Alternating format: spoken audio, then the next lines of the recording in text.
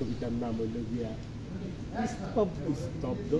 আমি গিয়া যখন ছবিটা রিলিজ হবে খালিটা দেখবেন আর মুকুল নেত্রবাদী পরিচালিত লাল মোহাম্মদ, আমাদের লাল ভাই ক্যামেরাম্যান, সবাই মিলাই দিন আমরা কাজ করতে। সবাই ভালো থাকবেন, দোয়া দেবেন আমার লিগে। ফিরোজ ভাই কিছু বলেন। আসসালামু আলাইকুম। আসসালামু আলাইকুম।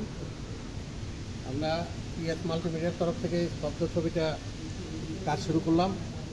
আমি এটার সাথে জড়িত আছি, ইনভলভ আছি।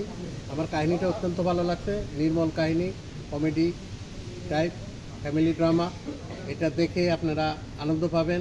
এখানে আমাদের চিত্র জগতের নামি দামি আর্টিস্টরা আছেন, আমাদের দিলারা আপা আছেন, আমাদের কাজী হায়াত সাহেব আছেন, আরও অনেক নাম করা আর্টিস্ট আছেন, সরল হাসমত ভাই আছেন। এবং আমরা নতুন পুরানো মিশায় একটা কাহিনী তৈরি করছি এবং এই কাহিনী ইনশাল্লাহ আপনাদের কাছে ভালো লাগবে। বর্তমানে দর্শকরা যেভাবে হলমুখী হয়েছে সেই জন্য আমরা সাহস পেয়েছি। এই পিএস মাল্টিমিডিয়ার এটা তৃতীয় ছবি।